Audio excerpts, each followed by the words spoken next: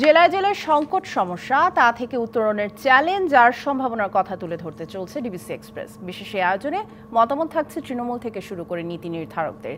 DBC express আজ সারাদিন আছে মুন্সিগঞ্জ জেলায়। ডিবিসি নিউজের বিশেষ আয়োজন ডিবিসি এক্সপ্রেস আর সারাদিন আছে এই মুন্সিগঞ্জ জেলায়। এই জেলার যে প্রধান সড়ক, সেই সড়ক খালাখন্দ, জলাবদ্ধতার পাশাপাশি চিকিৎসা সেবা মান উন্নত নেই।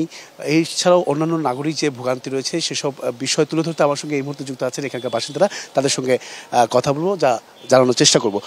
স্বাগত আপনাদেরকে ডিবিসি এক্সপ্রেসের। শুরুতেই একটু আপনার কাছে জানতে চাই যে এই শহর কেন্দ্রে কী ধরনের জটিলতা বা কী ধরনের ভোগান্তি পড়তে হয়, কী ধরনের ভোগান্তি রয়েছে?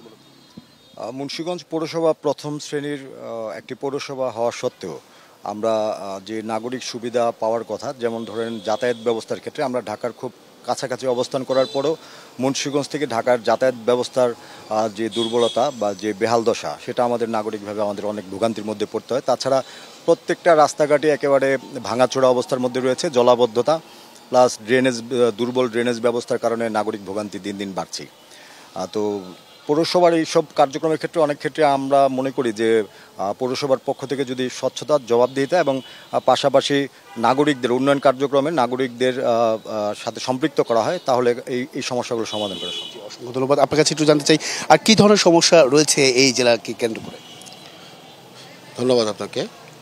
আমাদের আসলে অনেক ধরনের ভোগান্তি আছে। বিশেষ করে পৌর ভবনটি সংস্কার না হওয়ার কারণে আমাদের গ্রাহকদের সেবা নিতে আমরা খুব ভোগান্তিতে পড়তেছি।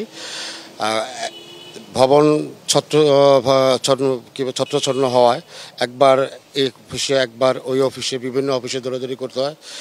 আমরা সেবার মান ঠিকমতো পাচ্ছি না, জনগণের ভোগান্তি লেগে আছে। বিশেষ করে প্রশাসক মহোদয় ওনার একটা সিগনেচার আনতে হলে ডিসি অফিসে যেতে হয়। এছাড়া রাস্তাঘাট বিভিন্ন খানাখন্দে ভরা, এগুলো আসলে সংস্কার প্রয়োজন। স্বাস্থ্য খাত নিয়ে যদি একটু বলতেন, স্বাস্থ্য চিকিৎসার মান কেমন, এখানকার উন্নত চিকিৎসা পাওয়া যায় কিনা?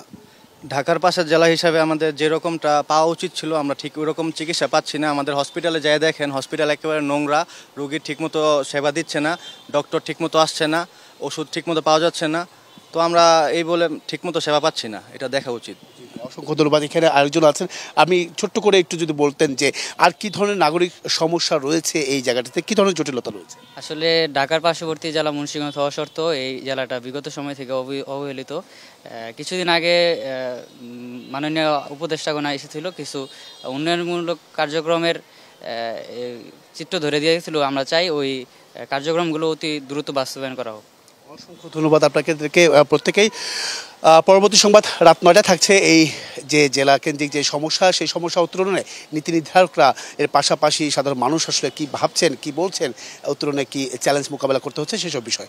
সঙ্গে থাকুন ডিবিসি এক্সপ্রেসের।